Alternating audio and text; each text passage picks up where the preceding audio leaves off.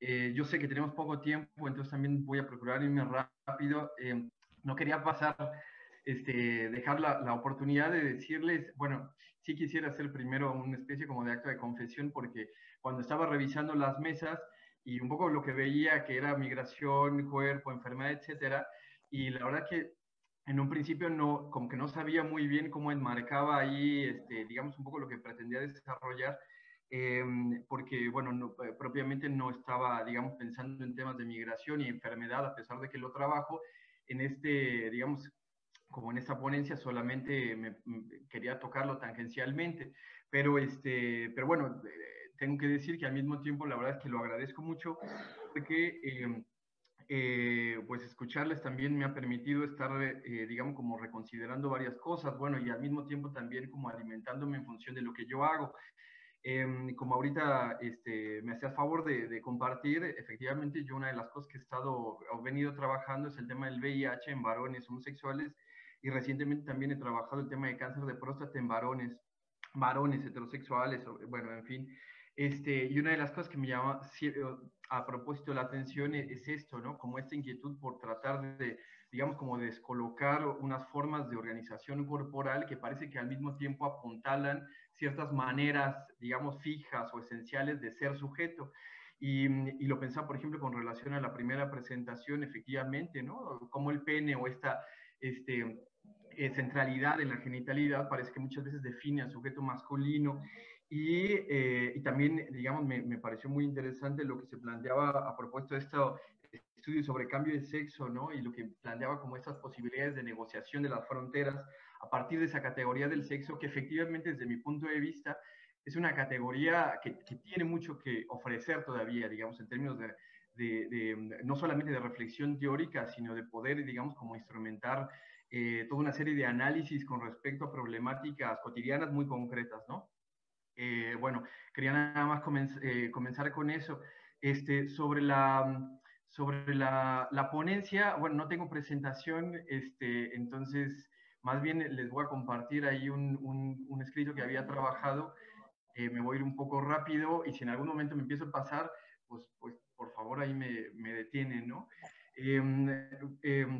bueno, lo que les quería decir, lo que les quería compartir son básicamente algunas reflexiones sobre ese debate contemporáneo que yo entiendo como la autenticidad material de los cuerpos. Es decir, destacando el eje de la diferencia sexual, quería preguntarme sobre los referentes constitutivos de la corporalidad, sobre la manera en que estos avalan su existencia material, así como la forma en que se legitiman modos de reconocimiento, visibilidad y enunciación identitaria.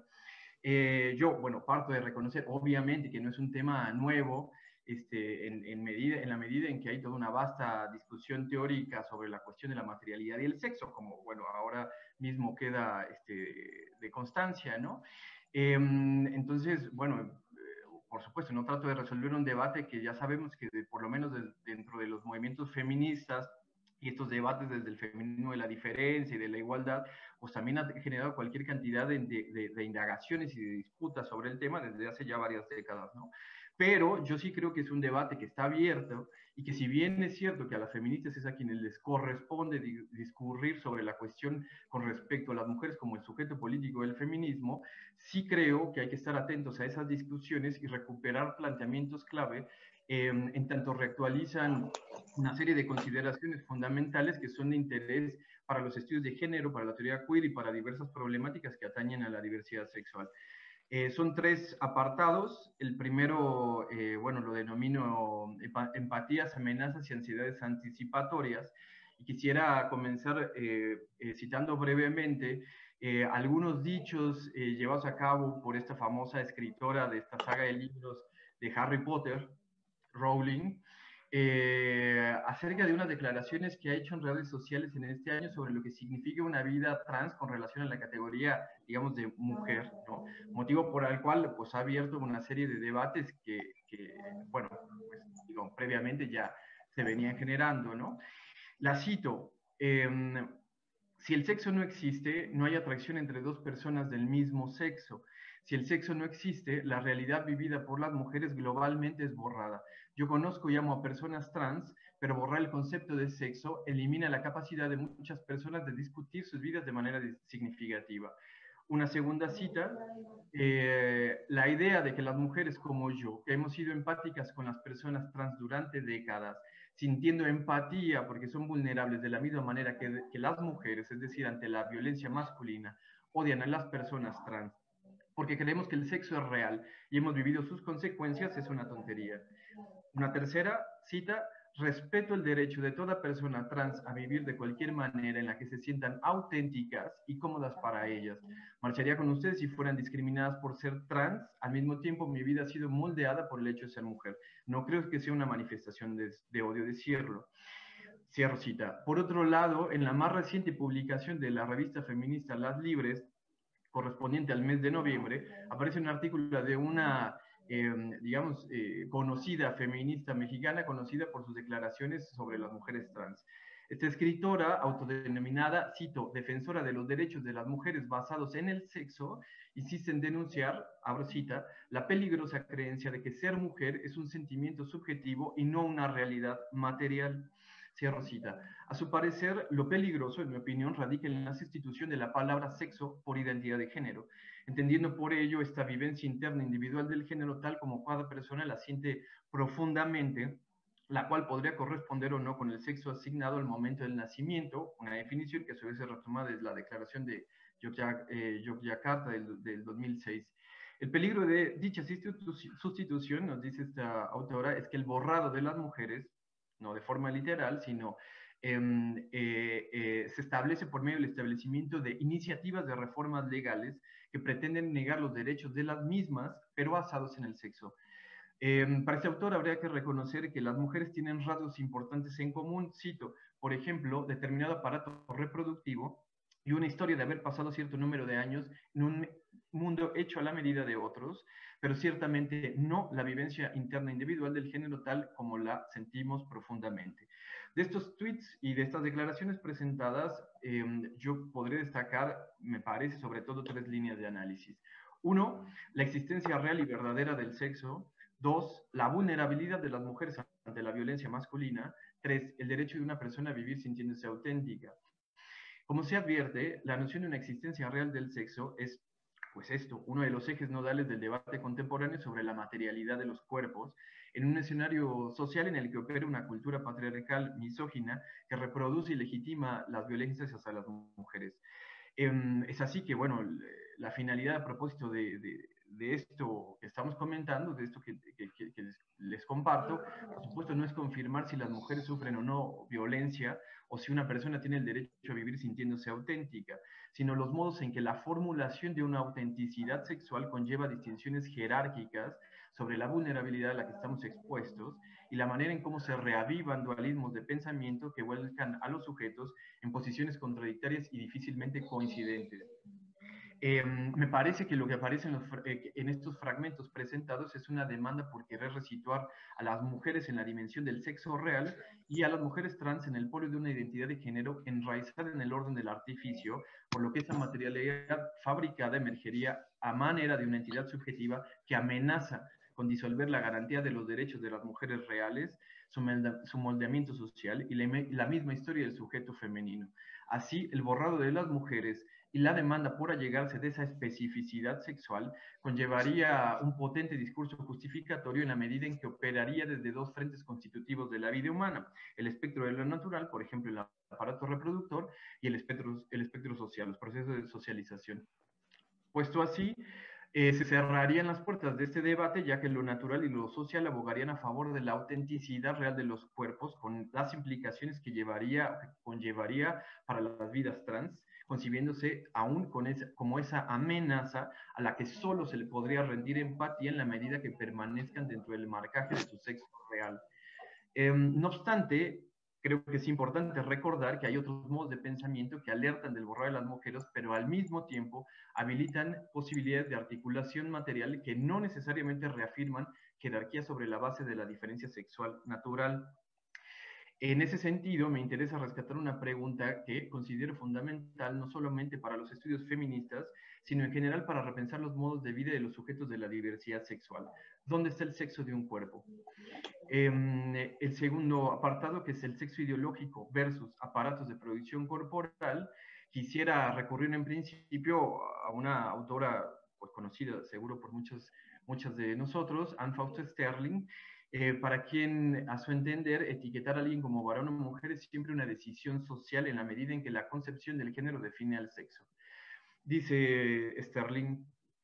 cito, hay hormonas, genes, próstatas, úteros y otras partes fisiológicas corporales de las que nos valemos para diferenciar entre machos y hembras y que se convierten en parte del sustrato del que emergen las variedades de experiencias y deseos sexuales. Cierro cita. Por consiguiente, continúa la autora, vuelvo a abrir cita, nuestros cuerpos son demasiado complejos para proporcionarnos respuestas definidas sobre las diferencias sexuales. Cuando más buscamos una base física simple para el sexo, más claro resulta que el sexo no es una categoría puramente física. Y esto, pues por supuesto, queda demostrado con las intervenciones penosamente forzadas llevadas a cabo sobre los cuerpos intersex. En ese sentido, podríamos asumir que ciertamente las diferencias entre aparatos reproductores y caracteres sexuales como penes y vaginas no son ideológicas, sino significantes fisiológicos. Dice al respecto Donna Haraway, también seguro muy conocida por todos, los cuerpos no nacen, son fabricados. Lo que significa seguir considerando que los cuerpos no son meras construcciones ideológicas, sino que se materializan en la interacción social y esos límites, esas fronteras de las que nos hablaban previamente, emergen en la intersección de la investigación científica, la biomedicina, la escritura, las metáforas, las diversas narrativas y tecnologías de visualización que puede ser constatado a través, por ejemplo,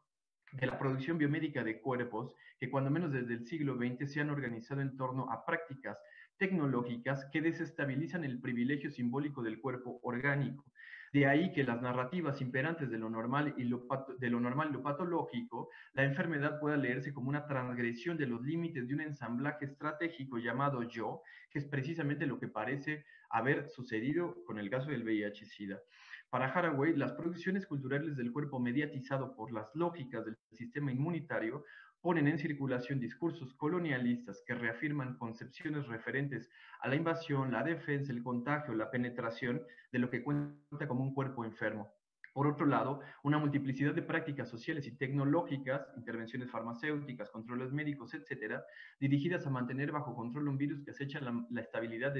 material de ese sujeto. Entonces, lo que destaco de esto anterior dicho es, uno, la consideración de que la materialidad del cuerpo puede ser pensada en función de diversos aparatos de producción corporal y no de un sexo verdadero. Dos, lo que cuenta como el cuerpo en términos de un yo carnal unitario es bastante problemático, toda vez que la consideración de esos límites corporales se convierten en el centro de discursos y prácticas de regulación y de intervención que pueden desdibujar el hecho de que en realidad lo que cuenta como el cuerpo está más bien hecho de, como diría la misma Haraway, fusiones parciales y fronteras culturales, biotécnicas y políticas, una concepción que le ha permitido a otros autores indagar en la caracterización del cuerpo posthumano, como por ejemplo el mismo cuerpo que es portador del VIH. Un cuerpo posthumano que a decir de otra pensadora feminista, Rosy Braidotti, cito, representa una gama de morfologías alternativas posibles y de otros sistemas sexuales y reproductivos. El último apartado, las formas de vida simbionte. Los procesos de materialidad corporal deberán